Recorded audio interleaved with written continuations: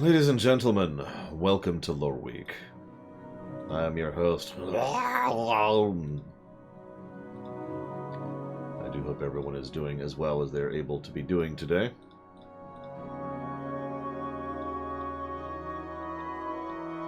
There we go. Sorry. Still fiddling with the camera. I didn't even have a chance to exercise this morning.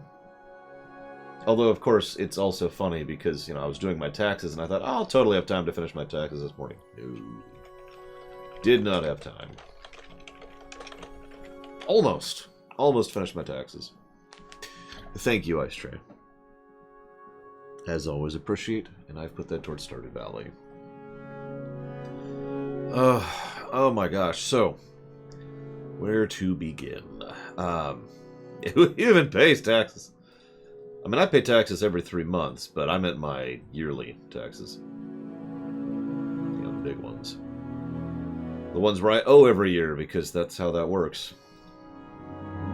I mean, it is. It's the thing. Where's my notes? Here we go. So, let's start with something horrible. Mira Furlan died last week. She's not the only one, but it's one I wanted to address specifically because Mira Furlan died. Now, if you don't know who she is, she was on several things. You probably know her more from Lost than anything else. But she was Delenn over in Babylon 5. And if you're paying attention, that's, I think, just a little under half of the Babylon 5 main cast that we have now lost. So that sucks. As it always does.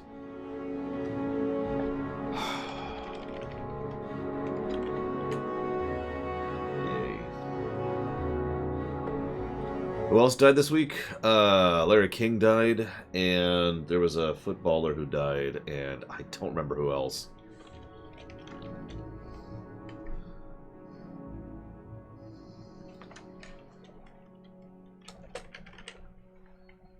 Hank Aaron. And yeah, there was also a voice actor who died last week. Well, obviously I didn't comment on. Unless that is Hank Aaron, in which case, never mind.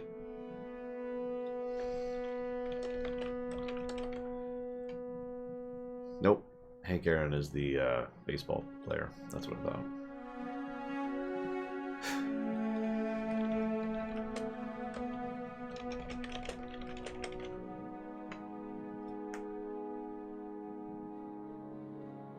I can't find the name, of course. There it is. Brad Venable was the gentleman. So that sucks, as indeed it always does. I have nothing profound to say there, because there's nothing profound to be said there. With that little bit of joy out of the way, some of you may or may not be aware of the fact that I had catastrophic levels of computer issues starting last Saturday.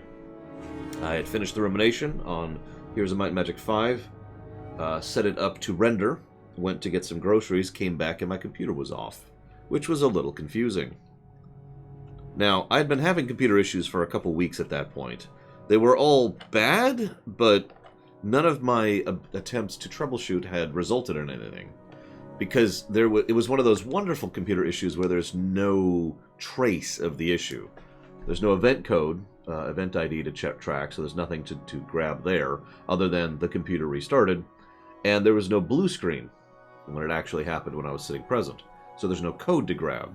In short, the computer was crashing, and I had no idea why. Now, there are some things you can check when such a situation happens. I am someone who has literally been a professional computer troubleshooter, and so I did my due diligence on that as much as I was able, but unfortunately there's really only so much you can do when you have no information.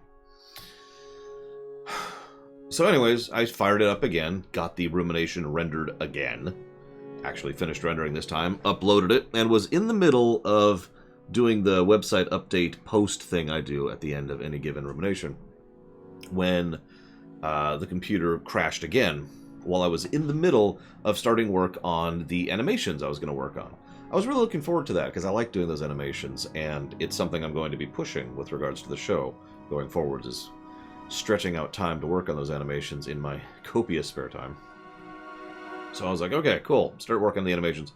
Computer locks up again and then crashes, and I'm like, okay. Then it started not coming back up. This then started the troubleshooting process, and I'm going to skip through the 8-ish hours I spent doing what I like to call the deep dive. I want to be clear about this. I don't want any advice or suggestions on this because I do know what I'm doing, thank you. But when I say deep dive, I freaking mean it. I also involved several of my friends, who I'm still friends with, who were also involved in professional troubleshooting when it comes to computers. And we all pretty much agreed on the same thing. Something's up with the motherboard. Again, hard to diagnose with limited tools available, but we were able to narrow it down to motherboard. So I pulled the trigger, bought a new motherboard on the spot, and that motherboard showed up Monday. What's hysterical here is the motherboard that showed up Monday was dead on arrival. Now this is hysterical for 2 reasons. Reason number 1, the fact that it was DOA means I was lacking a tool which would have helped me to continue to troubleshoot to figure out the root cause of this issue. And obviously number 2, now I have to buy a new motherboard, or rather replace the motherboard with another one. So, while I had access to that, I decided to go ahead and basically go into an even further level of really troubleshooting, which was a colossal pain. I literally still have the cuts from working on that, and decided to go ahead and be like, okay, so let's really look into this. And I was able to narrow it down even further. Now, the best part here is you're probably thinking, well, Lord, you're talking to me right now, so everything's fine, right? That's a good question. I sure hope so. We have a theory as to what went wrong, but it is a theory, not a fact. The theory, for those of you not aware, is that the first CPU had something wrong with it, possibly a literal hardware failure, possibly being pushed over the edge by repeated and regular severe crash issues we were having about 3 or 4 weeks ago. Possibly just, who knows? And that repeated consequences caused a desync issue with the motherboard socket, which meant the CPU socket in the original motherboard was fried. That would be this motherboard right here. So this socket is fried. This is fact. We believe the CPU fried it, but we're not sure. Now, that left me with an interesting question. Well, how do I deal with that? Because I could just go ahead and buy a new motherboard, a replacement motherboard, and then put in the old CPU and hope for the best. Or I could go ahead and buy a new CPU, as well as a new motherboard. So I bought a new CPU and a new motherboard, because if there was actually a hardware issue with the old CPU, then A, it probably wouldn't show up for a month or two, just like this one's issue didn't show up for a month or two. And B, there was no real way to know if it was going to be working or not, without also threatening to cause another several days of delay in what was already an extremely strenuous time. So, I just went ahead and dealt with that. The moon would be nice, the Abyss, or just in a spaceship or a space station, ideally. So, that sucked. We are currently on new CPU, new motherboard. I'm not going to say how expensive it was to plunk that down. Mike Romano says, aren't they going to replace it? Well, yes, but I still had to buy a new motherboard. Because the original motherboard, that one right there, was purchased outside of the warranty range, or excuse me, the return range. I'm still looking into the warranty on both of those, but that would be manufacturer warranties, and those, let's just say I'm pretty sure those expenses are just burnt. We'll see. Now, having said all that, fingers crossed, we have had one issue since we're on the new hardware, and that was an unexplained reboot. Now, that is a different issue. We never had an unexplained reboot on the earlier stuff. So hopefully that's something. We've only had the one reboot, too. But I'm going to be paying attention to that, but I am, of course, still on pins and needles, because as far as my troubleshooting brain is concerned, the issue hasn't actually been resolved yet. It's just currently working.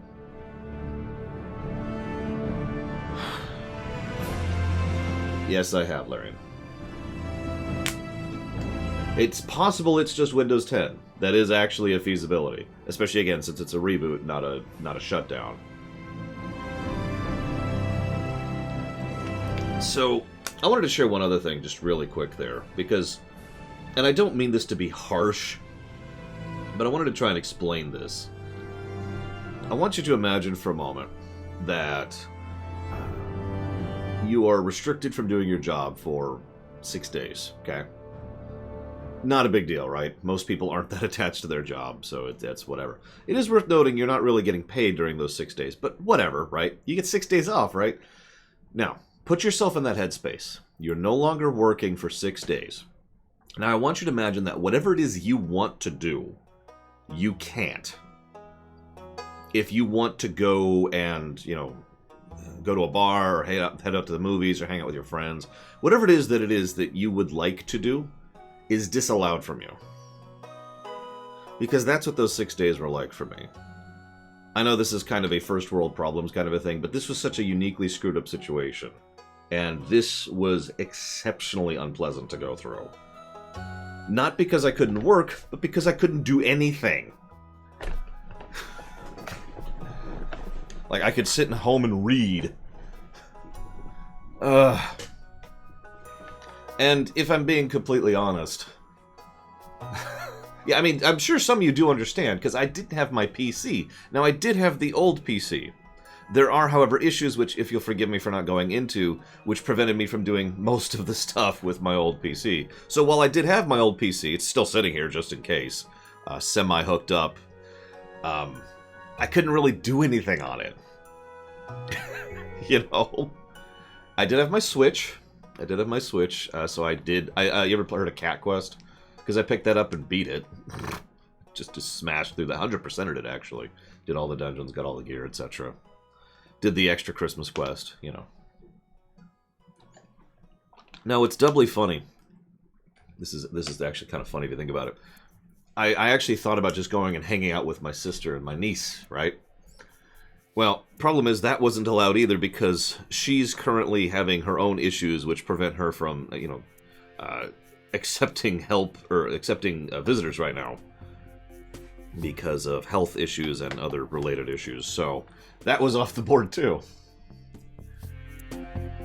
Some of you who are the more creative types were like, well, you could have made something. And yeah, I could have. Actually, on the last day, on Thursday, I realized there was one thing I could have worked on creative-wise. But I couldn't do work on the animation stuff. I couldn't do work on the theater. I couldn't write in any significant manner. I couldn't. I had access to nothing. Just...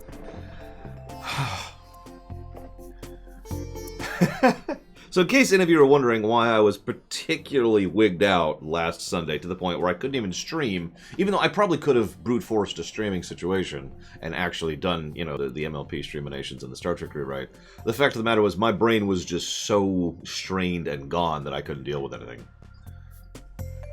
Because 1 HP, as we've talked about before. I could go into the 1 HP topic, but I'm sure you guys don't want to hear about that. So instead, let's just go ahead and move on. One of the things that I am thinking about doing, maybe, as a temporary measure in probably about 2 months, I'd say, maybe, is... Well, no, I can't do that. So maybe in about 8 months, because I've got the ruminations to get caught up on.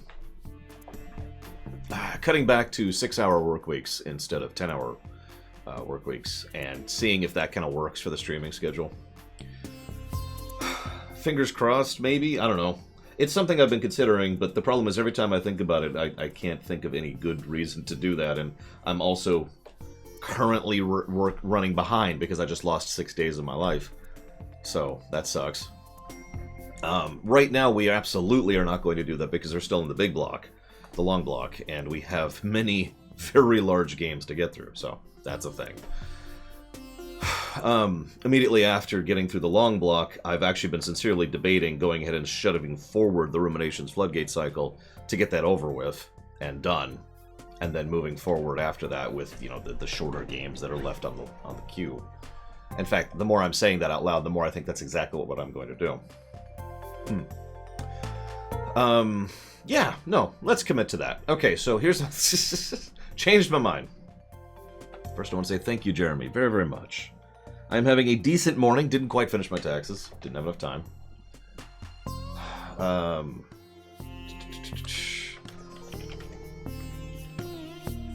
If you know what you want to put that towards, Jeremy, as far as increasing priority, please let me know. Either way, thank you for the sub. Now, so in that case, yeah, let's do... How do I want to do that? How do we do that last year? Let me look at my website here. Let's do this live. We'll do it live. We'll do it live.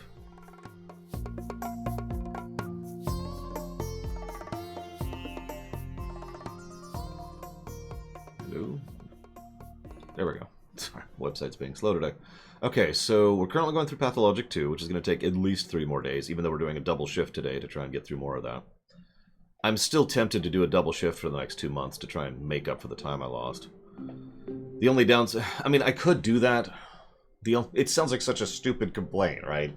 It sounds so banal. Guys, I don't want to have to pull an extra 5-hour shift every week for 2 months. It sounds so pathetic to say it like that, but it's true.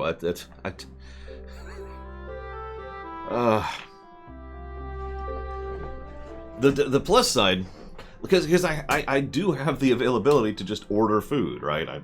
I won't starve. Unlike in Pathologic 2, I won't starve. I won't have a hunger meter problem. I will have access to food. I can even go back down to dieting and just eat very little, because that's super cheap and easy to do. Eggs, bread, protein shakes, fruit, vegetables. I'm still debating it. The main reason I'm probably not going to do it is one that you guys are probably going to make fun of me for. It's Lore Reloaded. Because today, by virtue of doing a double shift, there will be no Star Trek Rewrite stream tonight, because that's the time where that would happen. Remember, I already stream 4 times a day on Sundays, as is. So...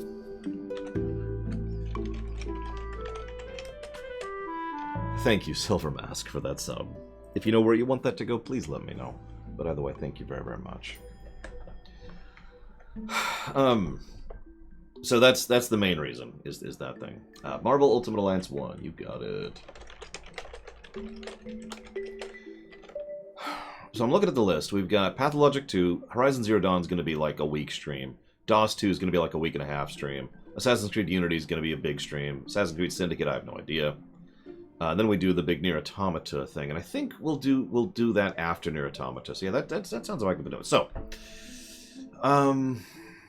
let me see here.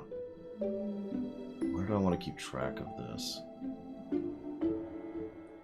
Sorry, give me a second to think about this. Sorry, my morning was taxes, so I wasn't really thinking about this. No, I'm just going to do that today, Sonic Doctor. Yeah, I'm thinking 2 months as well. That sounds about right. Let's use you. Let's do that. Yeah.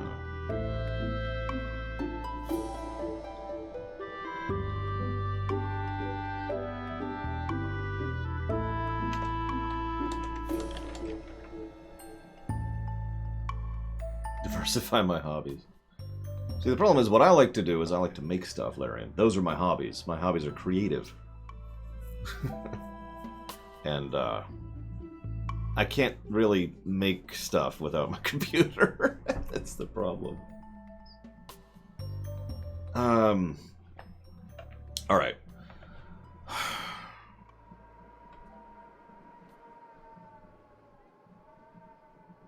Valiant Hearts, you got it, Silver Mask.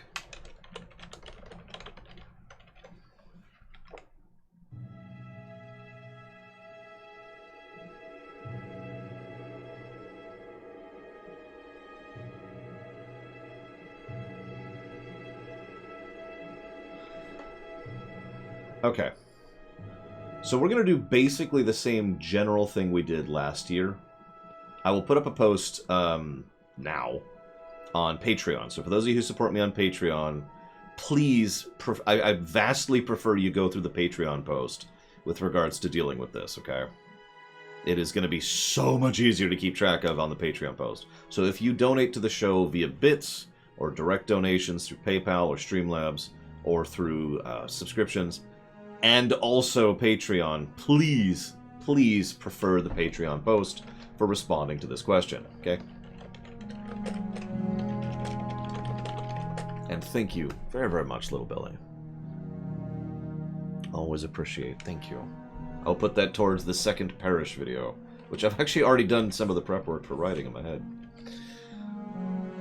Alright, so let's go ahead and delete the monthly post here. Actually, I need to look at So Dead Inside's post really quick first. Sorry, give me a second. I haven't had time. I haven't even exercised the last 3 days because I have not had time to do anything. Okay, So Dead Inside wants to fund Baldur's Gate 3, which is already funded.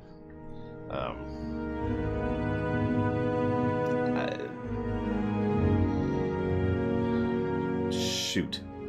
Okay, I won't delete this post just now. I'll delete it later. Whoops, wrong button.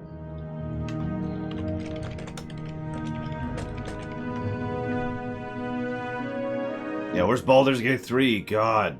Fine, I'll make a new post without deleting the old post. Patrons only.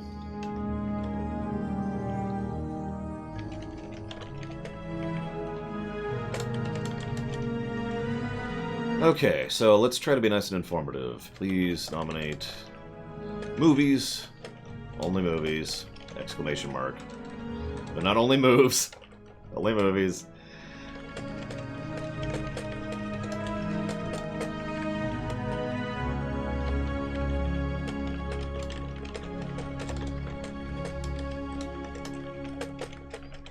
I did, Silver Mask. I said it out loud, and I jotted it down. But thank you for checking. Good afternoon, Lord Harriman.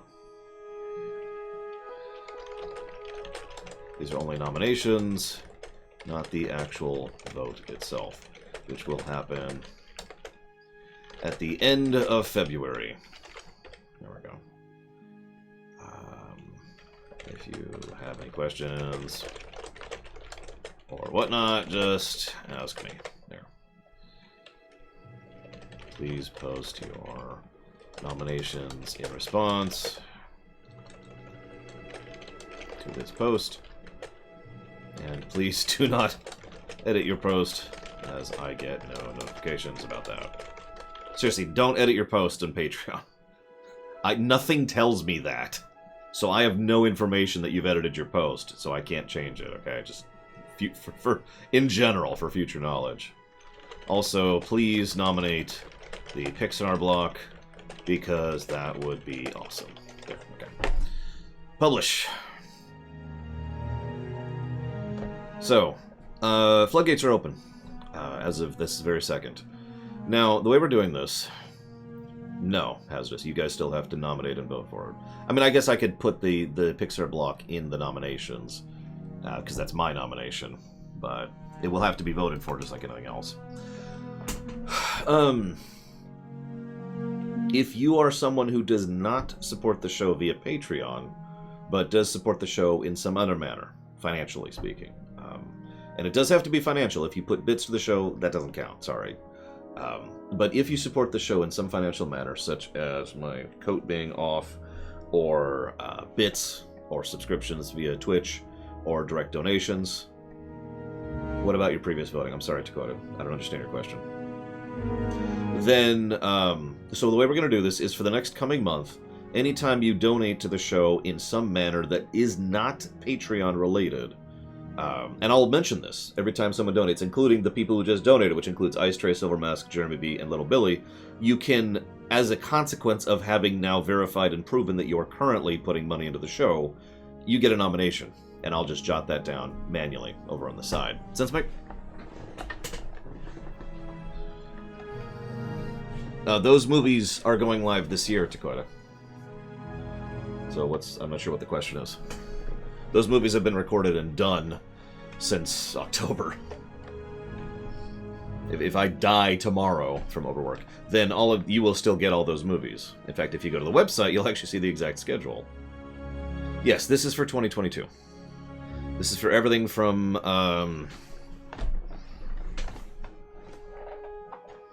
one moment, I'll tell you the exact date. Because this is going to be a little bit of a weird date, but it doesn't matter for you guys. It just matters for me. This will be from the 10th of December of this year through the 20-something of December next year. 23rd or 30th, one of the two. Yeah, I have I have a calendar that goes up to 2024, if that tells you anything. Lore Month, at the moment, I was thinking about Lore Month, and then I lost a week of my life. So, a little less likely, is what I'm trying to say. Thank you, Swerby, very, very much for that sub. You've already said it, put it towards Bug Fables. If you want to nominate a movie to be ruminated on next year, you can do so right now. And I will jot it down, and it'll be cool.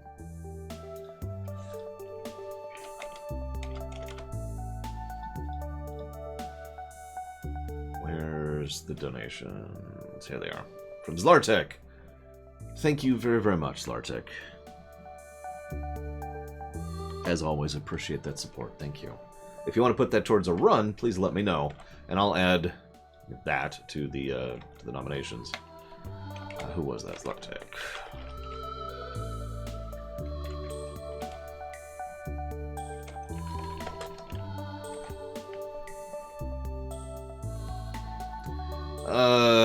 I'm not sure, S.A. Ross.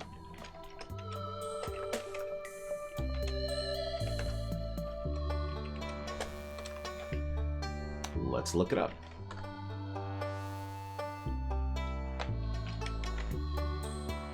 Well, if you're already on Patreon, then I'd prefer you do it on Patreon. But I'm going to say that to anybody who donates, or whatever's. Donates or subs.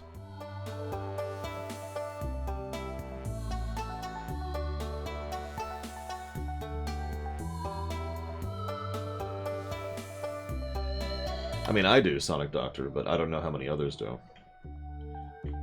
Secondhand Lion, so I've never heard of that. The vetting process still exists, by the way. Anything I don't have to accept films. I still have to go and check.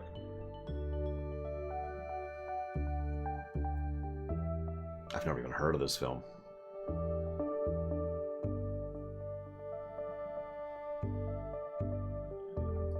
Yeah, last year a bunch of people nominated obscure movies, and basically none of them got voted for. But that is your prerogative, so more than acceptable. So, sure. What was it called? Secondhand Lions. Sure, why not? Zlartic wants to put that towards The Messenger. You got it. Is there a list of films that already have ruminations? YouTube.com? Like, no, is the answer. It is an overwhelmingly gargantuan list. I suppose if I were to pull up my own playlist, which I use to keep track of that.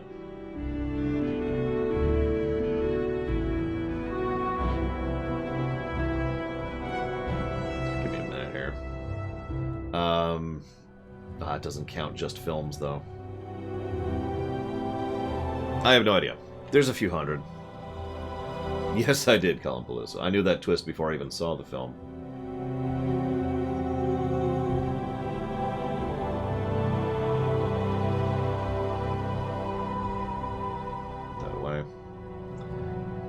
Voting hasn't even happened yet, Zach Taft, and I wouldn't know. People have just started nominating about 3 minutes ago. If someone names a movie I haven't done, basically, so the way that works is very simple. If someone on the Patreon post says, "Hey, what about this movie?" I do remember which movies I've done. You know, I don't have a list, but I will. You'll say X, and I'll say, "Well, I've already done X." So what I will do is I will respond to you in the Patreon post saying, "I've already done X." If someone right now, if Dream Whisperer was like, "Hey, I want to nominate Zootopia," I would say, "Sorry, Dream Whisperer, I've already ruminated on Zootopia," and I would inform him right there on the spot. Sounds make. And you got it, Dream Whisperer. There we go. Yes, you get one nomination unless you decide to ignore that rule. I'm admittedly kind of loose on the rules, but you do only really get the one vote. Yeah, but the voting won't happen for about a month. Unfortunately, Zach Taft, I'm any anime? No. Just no. Tolerance level's gone. Alright, if you have a question about a specific thing, go ahead and ask me, but let's just go ahead and say no about that. Give me a minute. I need to find out if Zactaft has actually supported the show. Give me a moment here. It's okay, I have access to things. Schindler's List? Oh, Jesus. I mean, sure. I guess that's allowed.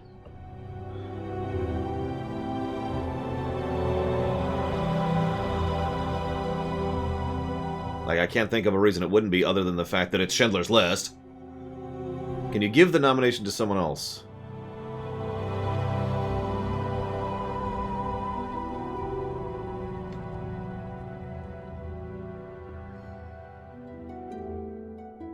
Sure. The reason I'm hesitating on that is because I don't really have a good way of tracking that. So that's going to be the honor system. I'm going to trust that you're not going to nominate two things, Zeiss. So, and I do trust Zeiss. Zeiss is cool, but like that's why I'm like. so don't violate my trust here. That's all I ask. But okay, fine. Halo 4 Forward Until Dawn. Give me a second. Let me see how I can watch this film.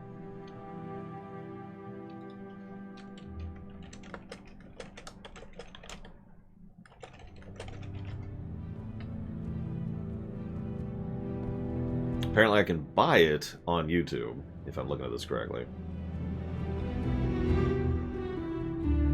Yep. Case by case, Nero says. I mean, The Matrix is fine. Alita Battle Angel is a little more questionable. And the Airbender movie can go to hell. What's my favorite Pixar film? I don't know if I have a favorite. I got like 7 that are favorites.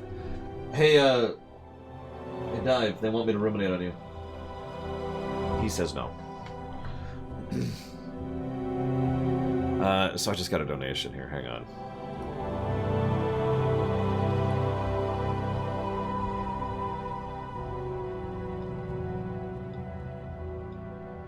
Where is the frickin'... There it is. Okay, so... I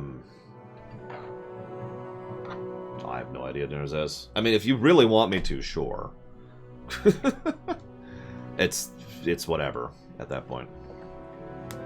No, it really is. YouTube is trying really hard to be Netflix, and they're failing at it. But yeah, you can rent it on YouTube, so there you go. So that's Halo... What was that called? I was just looking at it. Halo 4 Forward Unto Dawn. Go ahead and jot that one down.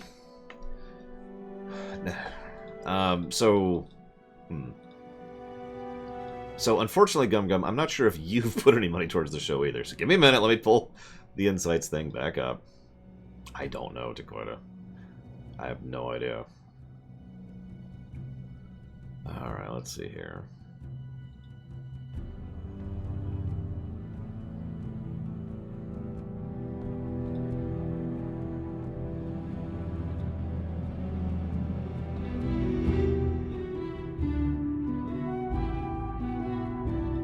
Alright, here we go.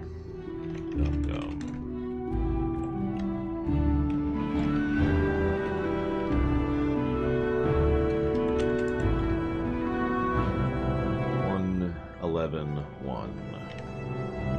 That's what I thought. So unfortunately, Gum Gum, you don't actually support the show, so I can't accept a nomination from you. I'm sorry.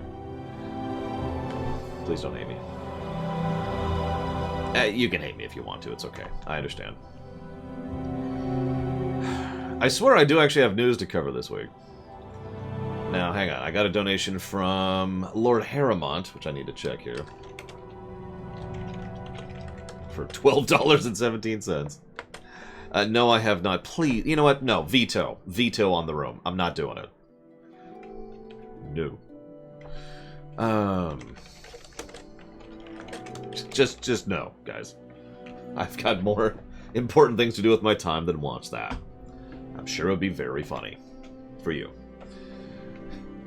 I know Schadenfreude is a big thing, but no. So sure, Lord Harriman, I'll accept that one. And since that's a direct donation, I need to jot that down. Yeah, what is there to ruminate on? I mean, I try to come up with something.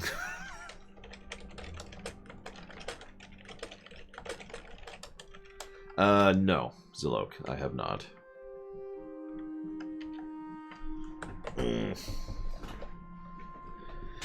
Just do a non-rumination. I walk into the stream. I'm not in uniform. I'm like in my PJs. I just walk in. Look at the camera for like a few seconds. Walk back out of frame. Come back with like a big, like with my cup here. Oh. Blow dust into my face. Kind of lounge here for a second. Still not saying anything. No dialogue.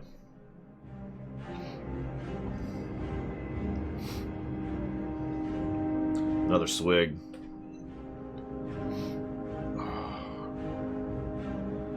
And then wanders off. And there you go. That's the rumination. Correct. I say Ross.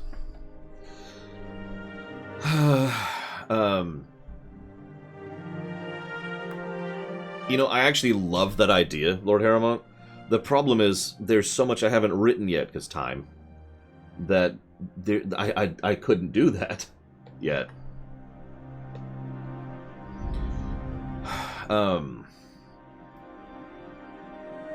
So Paranoid Android, that's right. I know there was a question I was specifically addressing. Give me just a second, Paranoid Android. Let me double check something here real quick. I should have just kept the spreadsheet up. I was just staring at it.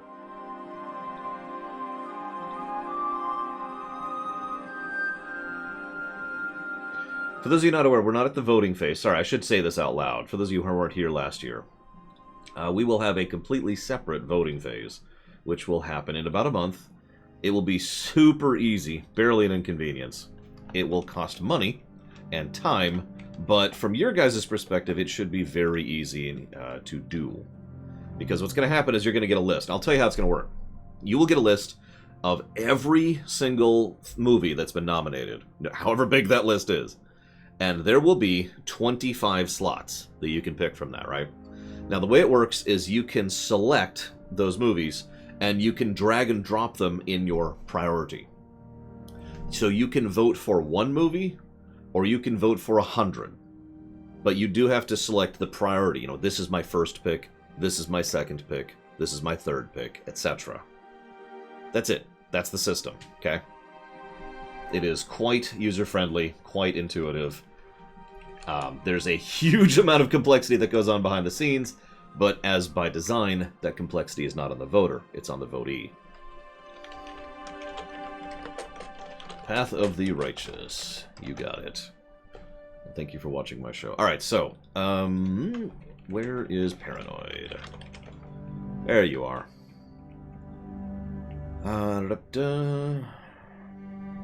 Okay, so yes is the answer to your question, Paranoid Android. If you want to nominate something right now, you totally can. If you're wondering how you will gain access to that vote, there will be three general methods. One is I will post a link to it on Patreon. Two is I will so I have a thing I can do on Twitch where I send out a message to all of my subscribers. So that will be sent out, and that message will contain a link to the vote. It is worth noting that since last year we actually run into this problem, some people will not actually... how do I phrase this? You might not get the notification, you might not get the message. It might be lost in the fuss. So if that leads us to option 3, you show up and say, where's my vote link? And then I private whisper you a vote link. That'll be the 3 methods of getting the vote link out, okay? Again, that's not for a month. You've got a whole month to sort this out and get your stuff nominated and blah, blah, blah. You got it, Paranoid Android. I will jot that down right now.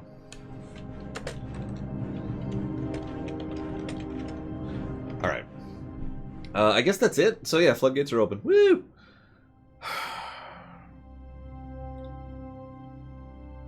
I guess that's actually it for show news. Let's go ahead and hit random news. I had something else I was going to talk about, but it's not that important, and the floodgates kind of supersedes it. I don't have much random news this week, or last week.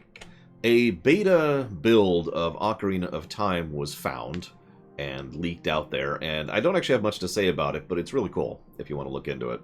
There will be a link to that in the description of this VOD over on YouTube, where you can see what kind of stuff. It's just cool behind-the-scenes stuff, you know, makings of Ocarina of Time and some of the information we can glean from it. A lot of theories that we've had over the years have been confirmed by virtue of seeing what they were originally designing, and it's just cool behind-the-scenes stuff. Nothing really big important.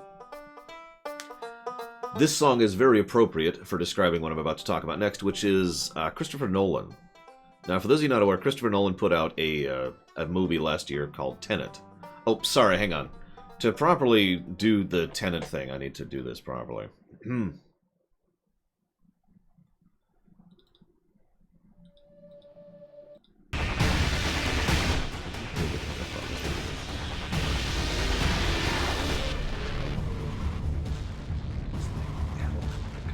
somebody to go backward, and then we go forward like this, and then there's this, like this. Oh gosh, we'll do that at the same time.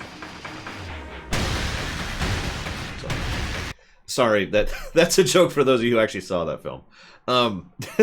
So, Tenet had some issues, and hang on, I gotta find my playlist again. There we go. Tenet had some issues. No, I didn't actually intend to mute myself. I was just talking really quietly. That was the point. Yes, you have, Compalissa. Thank you for that bit, as always. If you know where you want that bit to go, please let me know.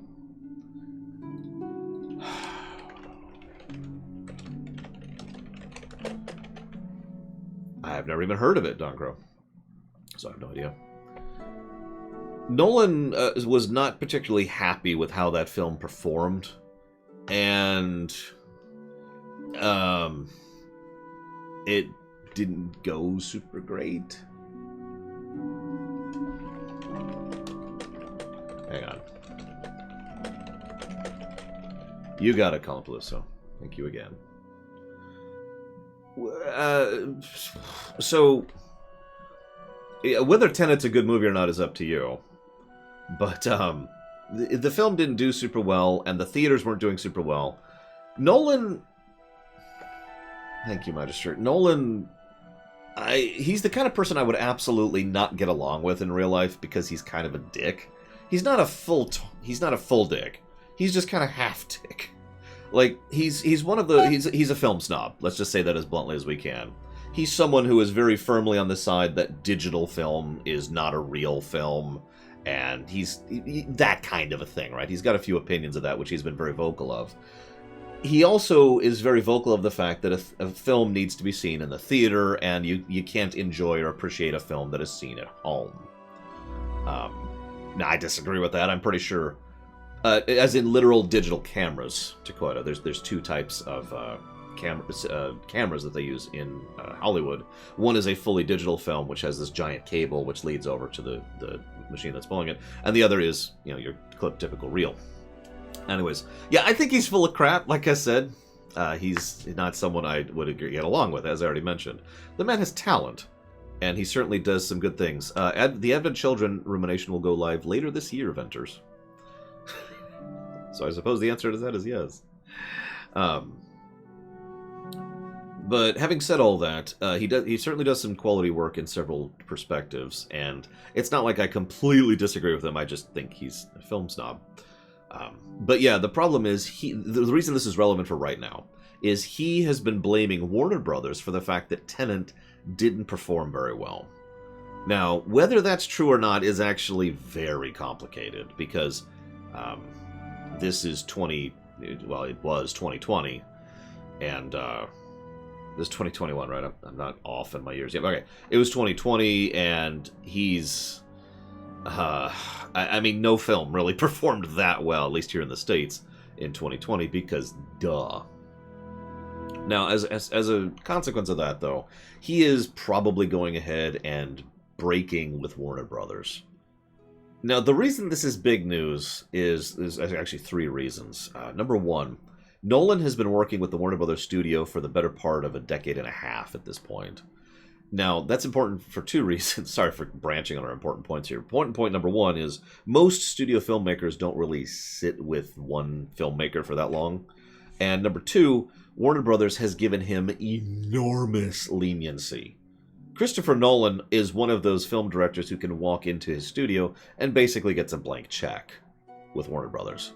He can walk in and say, hey, yeah, so I want to film it this, I want to film it here, I want to do it under these. He has creative control, he has a huge budget, which is allocated to him, etc., etc. He has a lot of existing standing, is what I like to think of that as. There's a few people in Hollywood, some of them are actors, some of them are directors, who has a form of tenure. That's a good way to put that, the count. And he might, this is still in the theoretical range, be tossing that out the window because of how upset he is over the Tenet thing. Now, if he actually did that, that would be very stupid of him, in my opinion. Especially since there's not a lot of other options for other studios who are willing to give him that kind of leniency that he would effectively demand. Except for two who have already started courting him. Amazon and Netflix.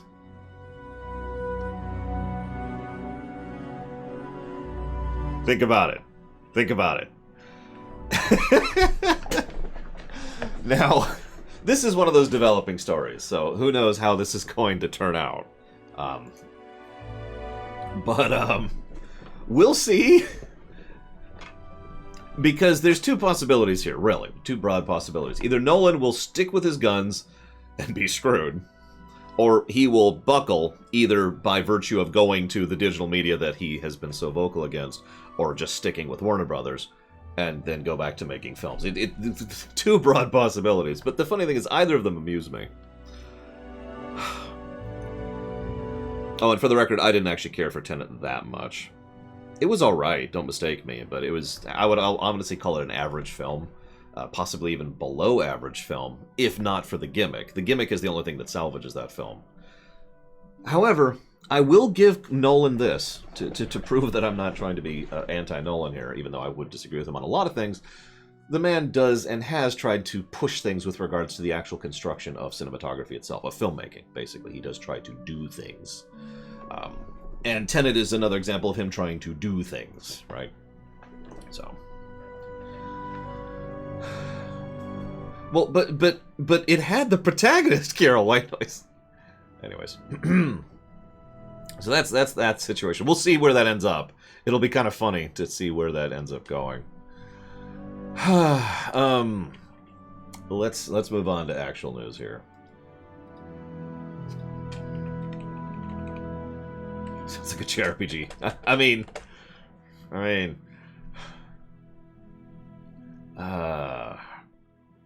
Lucasfilm... So, okay. This is actually three announcements kind of baked into one.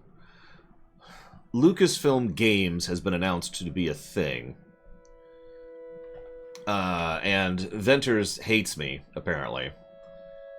Hang on, future me, who's checking the timestamps to put in the VOD. Give me a second. Venters chose the worst possible time. All hatred must be put towards... Oh, I still have the spreadsheet up. Hang on, I'll just look at this way.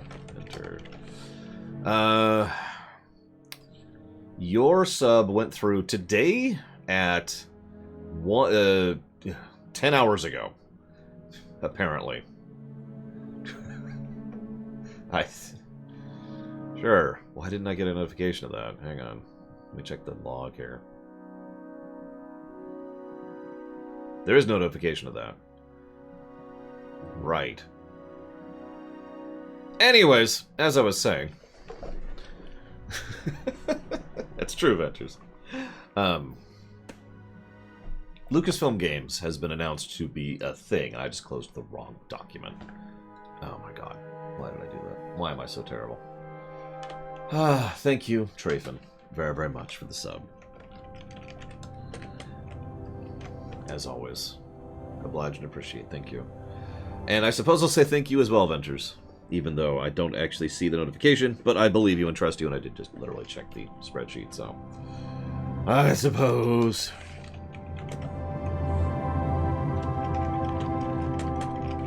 You got adventures. R3K14. So this, sorry, at some point I'm going to talk about this topic, I swear. This is actually a kind of a thing. So LucasArts was torpedoed years ago, but now there's Lucasfilm Games, which may or may not be a thing going forward. They've said that they're going to try and start reaching out to other developers and have supposedly already reached out to multiple other developers to start getting Lucasfilm games made. Now that doesn't just mean Star Wars films, or Star Wars games, excuse me, but it does, mean Star Wars games. Now you might think, oh, the EA exclusivity contract is up. No, actually, that's not up for about a year and a half, I think. I wrote down the exact date, and of course I don't have that in front of me. Why would I? That would be stupid. It is January. So, there you go. It is basically 2 years from this month is when the EA exclusivity contract runs out. Now, there has been no word of any in-studio development teams in response to Koita's thing. Yes, I have, Don Crow. So, whether or not that's actually a thing, who knows? They're being surprisingly tight-lipped about this.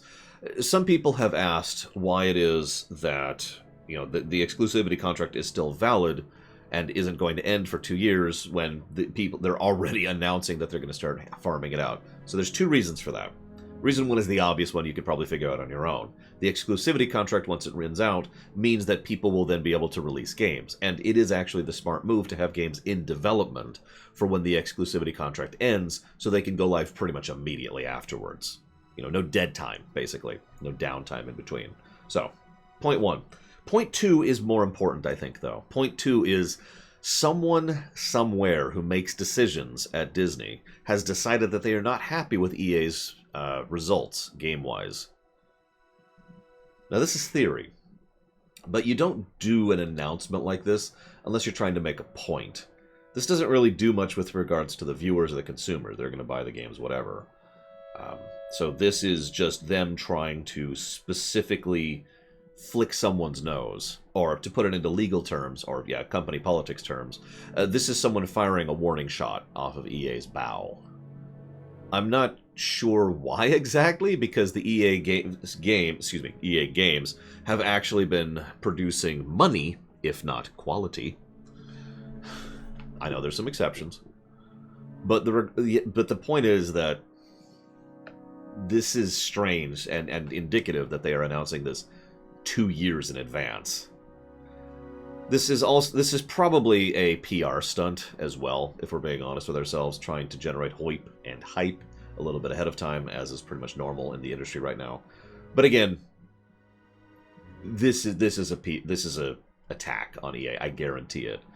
Which is strange, because the timing of that is unusual given the fact that EA did put out, Jedi Fallen Order, so if they're trying to regain... I'm saying this wrong. If they're trying to regain goodwill, this would be the bad time to do that. That would be better done, say, next year, maybe, when, what we see what's ever going on with the new Battlefront stuff, So, yeah, no, this is them specifically snubbing EA. I guarantee it, but it is worth noting that that is analysis and theory, not actual fact. Yeah, that's exactly my point, Burnout Android. Now, we do know a couple of things. So, they've already mentioned that there is an Indiana Games... God, I can't talk this morning. There's an Indiana Jones game, which is in development, under Machine Games. Specifically, Machine Games is one of the ZeniMax titles. They're going to be headed up by Todd Howard. We know nothing else about it. The idea of an Indiana Jones game actually appeals to me quite a lot. But other than the old LucasArts point-and-click adventure games, I'm not sure I could point to a good Indiana Jones game, unless you count Tomb Raider. Or Uncharted. So it'll be interesting to see if they actually do anything with that.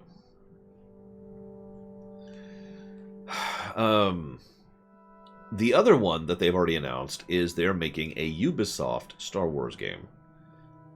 This is going to... Which Tomb Raider? I know there's lots of Indiana Jones games. I said I couldn't think of a good Indiana Jones game. I played Indiana Jones on the NES, too. It was still garbage. Anyways, so Ubisoft game. They're doing a Star Wars Ubisoft game. Now, this is specifically going to be done by Massive Entertainment. That is the division under Ubisoft, which has worked on a couple other games you may know, including Assassin's Creed Revelations, aka my personal favorite of the Ezio trilogy, or quadrilogy, or whatever. Far Cry 3, aka usually considered to be the best Far Cry game, and The Division 1, which was actually surprisingly good, and The Division 2, which was okay. That's actually a decent laundry list, in my opinion. So I actually have more faith in Massive Entertainment specifically than I do Ubisoft in general. So consider me cautiously optimistic about that one.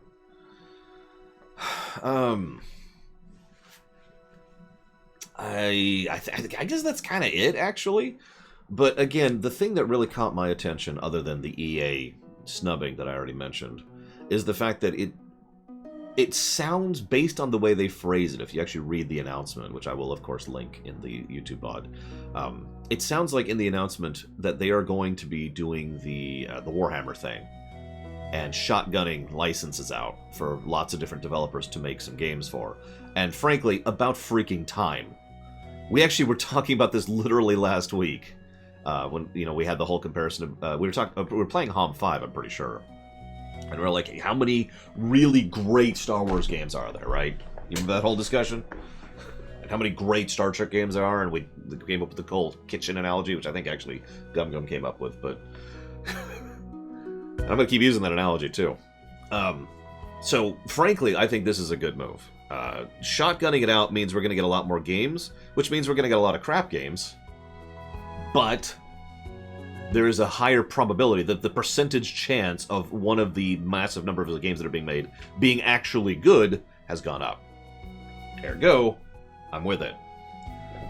This is my overall take on that approach. Assuming you had to choose between shotgunning out or you can make Star Wars games, I would prefer the shotgunning approach, in my opinion. See, I can't move Alex. I mean, we came up with 5. But that's all I could come up with. Oh yeah, that's that right. Now, I do think there's actually a better choice than those two, but that would involve time and effort and money, and that's this is 2021, guys. We can't have time, effort, and money. Come on. Actually, yeah, shotgunning is exactly what LucasArts did, and sure enough, we got a lot of Drek, and then we got, TIE Fighter and KOTOR. We also got Yoda stories. You remember that on the DS? No, of course you don't. Why would you?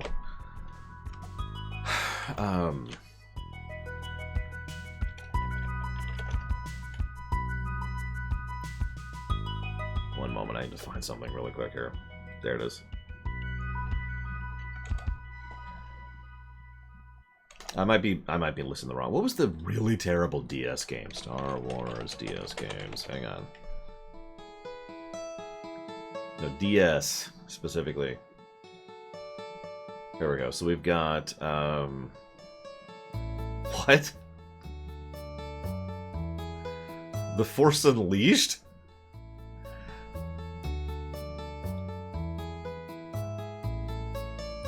Anyways, we'll see what happens, though. This is, as with many of these other things, this is one of those developing topics, and so we will see.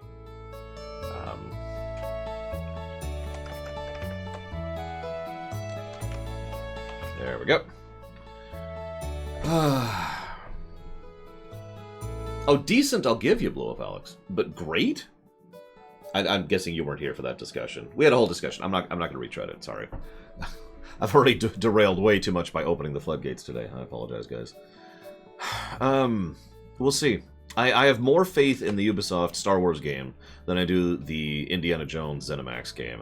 We'll see where that goes. Now, some of you may or may not be aware of the fact that Final Fantasy VII Square decided to jump out and trademark a couple of things. These include Ever Crisis, The First Soldier, and The Shinra Electric Power Company were all trademarked by Square. That was actually trademarked in December. However, news about this went live, I guess it was about 2 weeks ago. Nope, it was last week. My bad, last week. Sorry, I'm a little bit off topic here because... Now, this may or may not mean anything. And that's the only reason this is a major topic. No, I have not, Pyman. Because, on the one hand, oh my god, they're making more Final Fantasy VII stuff. Which, I mean, they probably are. They do have FF7 R2 in development right now, so it's very likely that they are going to try and branch out and do another thing like they did with the compilation of Final Fantasy VII. We know how that turned out. But, that being stated, this kind of trademarking thing doesn't necessarily mean anything, and that's the topic here, because one of the things that tends to happen a lot is companies will trademark stuff just in case. I don't have a list in front of me because I didn't have time this morning. Again, I don't even have time to exercise this morning. But there's a lot of companies out there who will go out of their way to trademark things related to, or just to reserve the slot. Just in case. Just in case they need it later. You know, this is one of the reasons why if you go check other streaming services, you will probably find the Lore Runner over there. Because I've actually reserved that channel name on most of those streaming services, just in case. So it is entirely possible that this is a just-in-case thing. Having said that, however, of those things, the one that sounds most likely to actually be a thing for me would be Ever Crisis, because they've got the whole Crisis branding thing going for FF7 in general, with Before Crisis, Crisis Core, and I can never remember the name of the third one. There's a third one, which I can't think of the name of it. Man, I would mind that, Imperial Star Destroyer. I like making money. And paying bills. Anyways, so, having said all that, I guess that's it, actually. We'll see. This is... A lot of the news tidbits here are in the we'll see category. I did want to mention one other things really quick here. Not really Imperial Star Destroyer, no. Ever Crisis... Like, okay, hang on. I'm sorry. Let me pause for just a second. Hey, I'm going to use an analogy that Lore Reloaded used, Imperial Star Destroyer, because it's a perfect analogy. Now, I want you to imagine for a moment that you own a little restaurant on Times Square in New York City, okay? Now, you're kind of small scale compared to the other stuff on Times Square, but you're on Times Square, and you've got plenty of foot traffic and plenty of people, and you're making plenty of money. And issues come up, and people are like, I wish you weren't in Times Square, and it's like... You should just go out and move out into the middle of this random city in the middle of the Midwest. And that's pretty much the analogy there. Would I still make money as a restaurant over in a random city in the Midwest? Probably. Would it be the same general approach and style as what I have over here in New York City? No. Would I have to start over effectively completely from scratch? Yes. So anyways... Ever Crisis. So, yeah.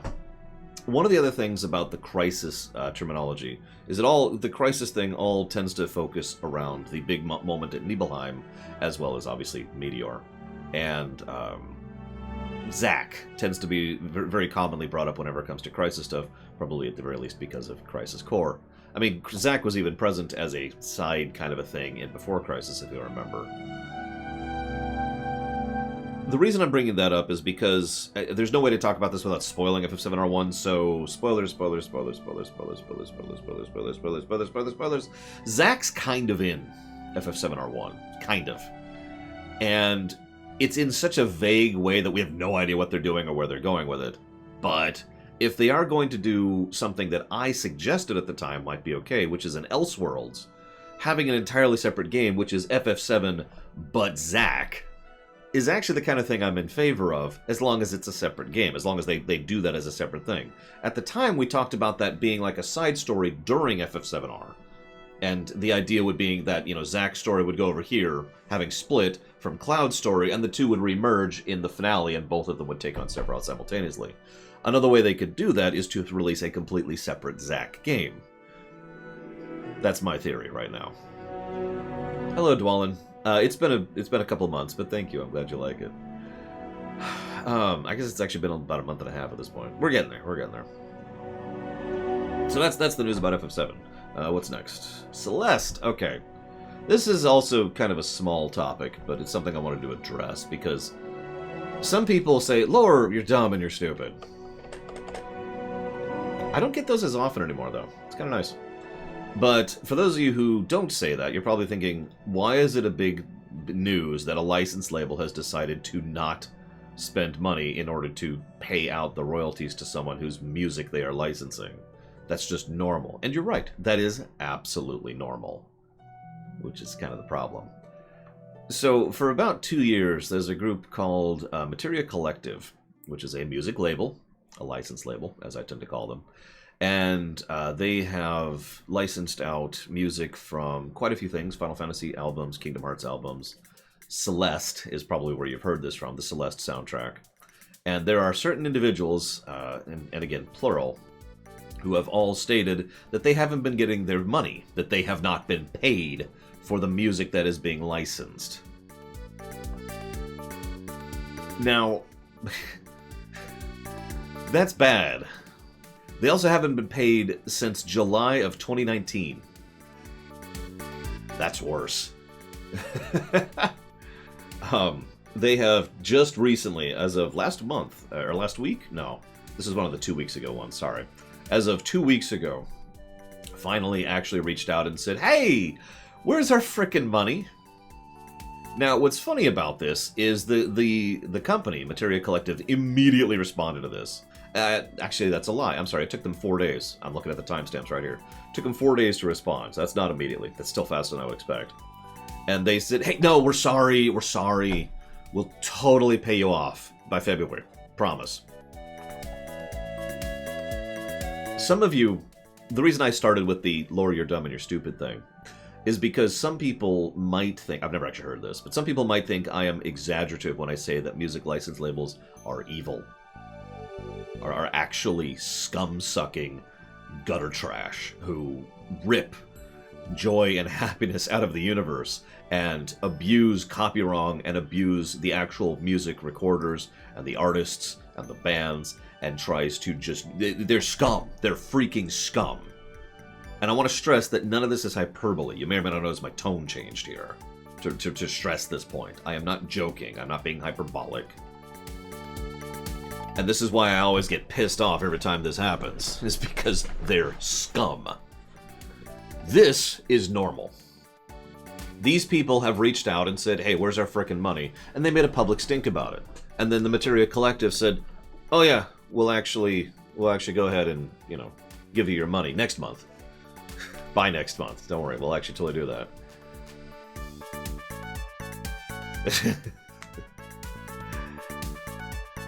Yeah. Which is funny, because it isn't. I have no horse in that race, Lord Aramon. It just pisses me off. I mean, I guess it does piss me off, so I guess that could qualify as something that's personal. I mean, all companies are scum to some sense or another, but this is just above and beyond. Yeah, so we will see. I'll be paying attention to this story. We will see if they actually do pay off their money. But you'll notice that the only reason they're doing anything at all is because the artists in question here complained publicly in a loud and open manner, in which several people saw on social media and on news reporting sites, including the one I'm telling you right now, about this. And then they're like, oh, yeah, no. Well, this is actually another tactic which is semi-common and has been for decades. The idea of, let's say Takoida makes a really cool song. It sounds like this. And it's a really good song. It's super popular. And I'm like, hey, I got you, Takoida. No problems. I will totally help sell your music. And everything's great. And I sell the music. And I don't give Takoida a dime. Now, two things can happen here. Takoida can just kind of live with it and effectively be bullied into submission through what is a surprisingly passive amount of bullying. It's really insidious the way they tend to do this sort of stuff. It's because they just say, oh, you're making a fuss. Oh, don't worry about it, we'll get to it. Or they run into a bureaucracy wall where they can't actually get a hold of someone. Now, nowadays, this is a lot harder for them to do because a bureaucracy wall doesn't... Nowadays, there's so much interconnectivity and public availability of getting news out there, like they did, by the way, if you're paying attention, that the bureaucracy wall isn't as much of a problem as it used to be. But I would bet money these people ran into at least a bureaucracy wall sometime over the last year and a half. And so some people, and this has happened, some people will just be like, okay, you know, it's such a hassle. It's such a bother. I don't want to put up with it. And so they just accept not getting paid for their work. And that has happened. The other time, what'll happen is the people will raise a stink. And they'll be like, oh, we haven't paid you for a year and a half for the stuff we've been selling this whole time? My bad. My bad, dude. So totally sorry. I'll go ahead and pay you out now. Let's go ahead and get you that money. Whew! Good thing you caught that.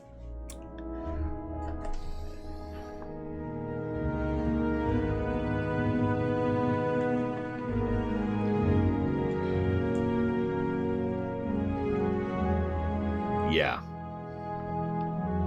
And yeah, Materia Collective will receive no consequences for this.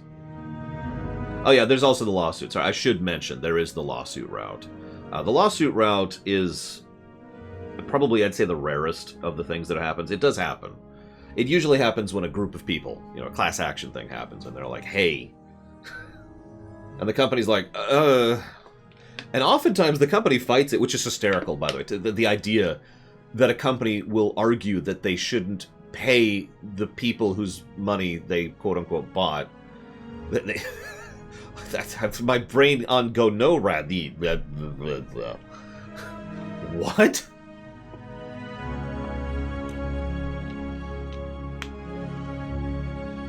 But yeah, of course, the reason the company fights it is because that makes the lawsuit not worth it.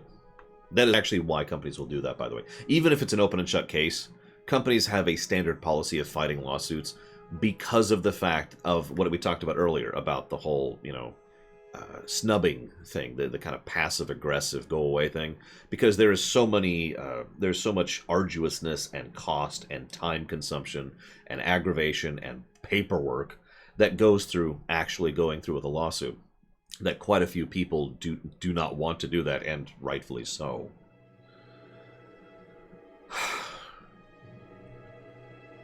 Yeah, and you guys may or may not have heard me say this before, because I've talked about this on camera before.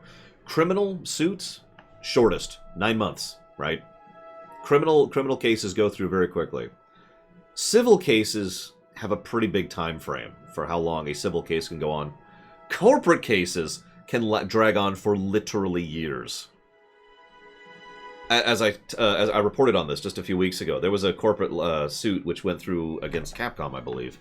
It was Capcom or Konami, it was one of them, which was no longer valid. The complaint in question didn't exist anymore because the suit had gone on so long.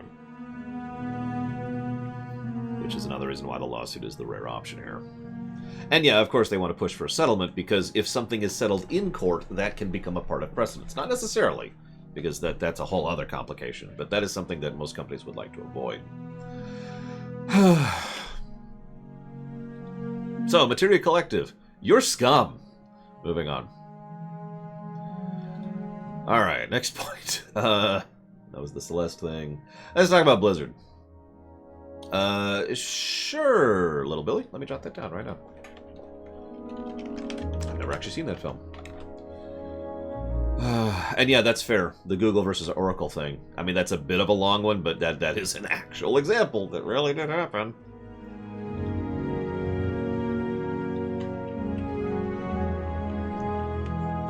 How many of you guys like Blizzard games? How many of you guys liked Blizzard games? Alright, so most of you have probably actually already heard about this. Where's the news stamp? Because I wasn't ready for this. So... Whoops. Yep, that's nice. Here we go. Vicarious Visions has been merged into Blizzard. Now, this is the big news, even though it's the least interesting news of the bit. What ended up happening... Is this loud, or is that just me? Oh, there we go. It is a little bit off. Vicarious Visions... some of you may or may not have heard of Vicarious Visions. Let me give you a laundry list of some of the games they've made really quick here, because this is interesting. They've done a lot of ports. Quite a few of these are ports, but they've made... Barbie's Magic Genie Adventure. I'm sorry. They did several of the SpongeBob games, several of the Spider-Man games back when the Spider-Man movies were pushing stuff out. They did Tony Hawk, Crash Bandicoot games. That's under their labels usually. They did several ports like for Jedi Knight 2, Jedi Outcast, X2 Wolverine's Revenge. I don't remember what else. It doesn't list it here, so I'm going off of memory. The Doom 3 port to consoles was them. So they do ports and they do some old games. They have a pretty big laundry list, though. They have been making games for a long time. They were the ones who did the Skylanders stuff. A lot of the Skylanders stuff, I should say. Not all of it. And Guitar Hero was something that was under their label as well. And, of course, they did some work for Destiny 2 somewhat recently. However, the things you probably most know them for, because these are things that happened within the last 3 years, are the Crash Bandicoot Insane Trilogy and Tony Hawk's Pro Skater 1+2, both of which were pretty good. I mean, I had issues with the Insane Trilogy, but it was still a decent port for the most part, especially the third one, and Tony Hawk's Pro Skater 1 and 2, by all accounts, is apparently really, really good. Now, what's interesting about this is the public news. The really obvious news, the loud news that I was just talking about, is Activision has procured Vicarious Visions and is now making them do nothing but Blizzard games. Now, to me, that's just a question mark. That's a very strange move for them to make without any other information. Jason Schreier over on Bloomberg, and I will link that in the description, has shared other information about it due to his own research on the matter. First of all, it is worth noting that Vicarious Visions did do some work on Warcraft 3 Reforged. That is actually a thing. To be clear, I don't blame them for that. By everything that we have seen, the Warcraft 3 Reforged thing was a massive failure of management, not developers, so... But anywho, the Blizzard's Team 1, this is their own internal terminology here, they're the ones who put out StarCraft 2, StarCraft Remastered, Heroes of the Storm, and Warcraft 3 Reforged, was dismantled last fall. The people in charge, the people in that particular team, in that particular studio, were offered the chance to find other jobs within the company, and then those jobs, their existing jobs, were removed, whether they found a new job or not. Pretty typical strategy for shutting down an internal studio. Some of those people, by the way, went over to go join Dreamhaven Inc. or Frost Giant Inc. I've already reported on that. You remember how I reported on a lot of Blizzard developers have left to make their own companies? This is part of that. Anyways, and a lot of those people are the Team 1 people, which are the people who made StarCraft 2 and Heroes of the Storm, so that's actually a good thing. That's inclining me towards positivity there. But I'm getting off topic. Apparently they have been working on Diablo 2 Resurrected for some time. This is entering asterisk territory here. This is all reported stuff that is not confirmed. But the Diablo 4 team has now been shunted away from Diablo 4 into working with Vicarious Visions on Diablo 2 Resurrected. I'm not sure what I think of that. Of course, it's going to depend on the result. But this would help to explain why they have been devoted entirely towards Blizzard stuff. I will also say that their track record for ports and remasters is better than it is bad. But, yeah, the management thing... And we'll see. I will say this, if they could push out the level of quality they did with Tony Hawk and with Crash Bandicoot Insane Trilogy, with remasters of, say, Warcraft 1, Warcraft 2, Diablo 1, Diablo 2, then I would actually generally be okay with that. But, again, there's some management shenanigans going on here, and you'll notice that D4 has basically had production put into dog paddle mode. I forget what that's actually called. It's when you haven't stopped production on a game, but no one's really actively working on it, so it's just kind of over there. And if someone has an idea, they'll jot it down, and everyone's working on the other thing. You know how it is. Development hell, thank you, development hell. It's just sitting there, doing whatever. There is one other thing, though, that's actually really important about this. Now, I don't like to be the kind of person who says, Blizzard is dead, but Blizzard is dead. And that may or may not be a bad thing, but the Blizzard that we knew is officially gone as of last fall, actually. But as of this moment, I think we could say with total certainty, the Blizzard that was is no longer. Now, this is a fairly normal thing. Companies go through cycles, and sometimes the new company, same name, is fine. Sometimes it's even better than the old company. But the departure of the final members of Team 1 and the redissolution of this has pretty much officially made this codified.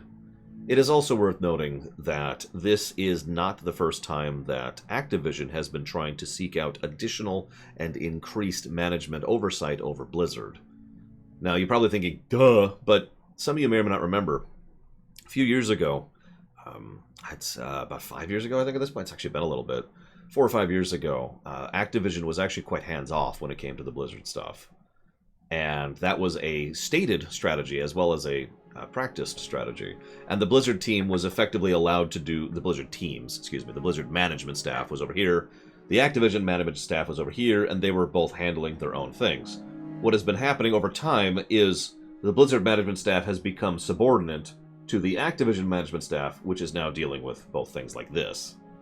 This move, pushing Vicarious into an actual subsidiary, and moving it under Blizzard, under Activision, is another move towards this. And that's why I say it is pretty official that Blizzard is dead at this point. Blizzard is simply Activision. As of this moment. Again, whether that's going to be a good or a bad thing, only time can tell that one. Because, again, historically speaking, sometimes this is actually a good thing. And then sometimes it's horrifically bad, so we'll see. And yeah, BioWare, by the way, I saw several people in chat mention that. BioWare is certainly another excellent example of a company that already went through this exact thing under EA. Because BioWare is originally its own thing, and then, well, now it's just EA at this point. And Dragon Age 4 is totally coming out, guys. Please buy it.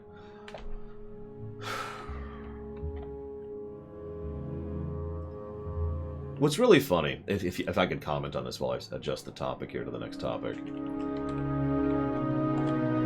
You remember Telltale? You remember how Telltale just absolutely just self-destructed rapid fire? You may or may not remember that while I was reporting on that, I tried to re-emphasize how rare and unusual that was. This is one of the reasons why. Usually when a company dies, literally or metaphorically, it's a nice, long, slow descent, right? It's not like there's "Bagong!" and then the Fire Nation attacked, right? It's more like, well, this person left, and this person left, and this person's been promoted here, and this has happened here, and then they're being put under here, and this subdivision was let go, and this one's made, and it's this long, slow, gradual process. It's so rare that a company just absolutely like Telltale did. Anyways, sorry, just context. CD Projekt Red. You guys like Witcher 3. You guys like Witcher 3, right? Right. I like Witcher 3. It's a good game. I bought it twice. I bought it 3 times, excuse me. CD Projekt Red put out a apology. I thought about actually doing a line-by-line analysis of this apology, but I'm sure you don't actually want to watch that. And we've already talked too long with the Floodgates reopening, so... Some of you may or may not know that I actually went to school for management stuff with regards to workflows and charts and corporate speak and legalese and all sorts of nonsense, which, believe it or not, has actually been surprisingly valuable in my career. Not because, I've been out there being an empty suit giving these kind of reports, but because it's interesting to analyze them and to kind of, know your enemy. It is basically exactly that. It is know your enemy. Now, I bring this up because that apology is bullcrap. It is classic bullcrap. It is so archetypal that I'm a little bit surprised they actually bothered to put it out at all. It's a very, very, very corporate apology, by which I mean it's not an apology at all. It also throws some of their own staff under the bus, which is just hysterical. That's kind of unusual. Usually you don't see that kind of a thing. Oh no, it's totally the QA department. What? I'm sorry, what?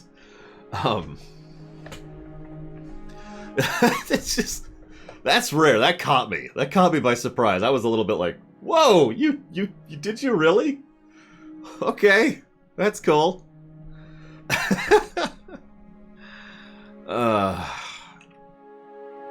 Honestly, the only reason I'm even... Yeah, exactly like that.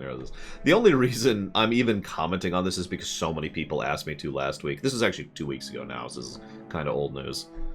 Well, that's a weird thought. 2-week-old news is old news, guys. It's just like memes. Memes come, memes go.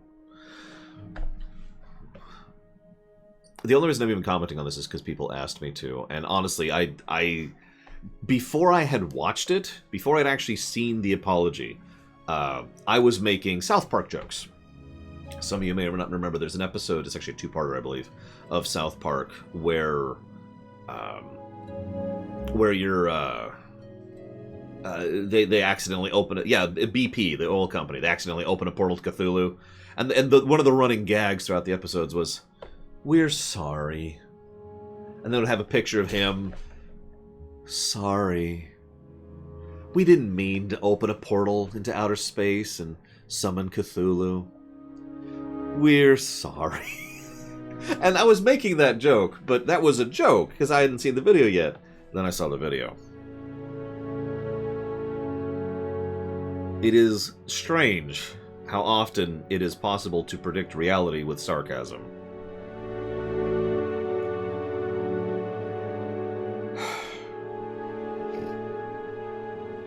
Does this apology change anything? No.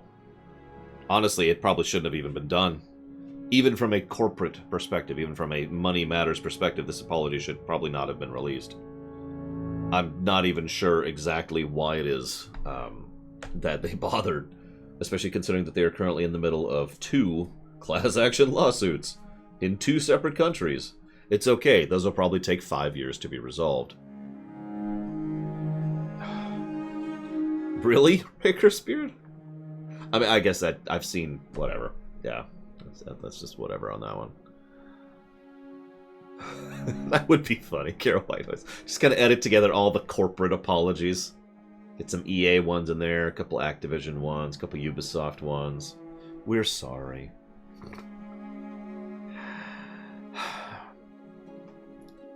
Does this affect anything?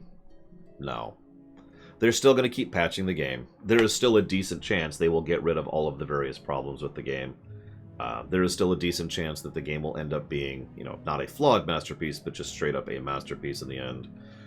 People were still overworked. People were still badly managed. Developers were probably still screwing up. Investors were definitely still screwing up. Nothing's changed.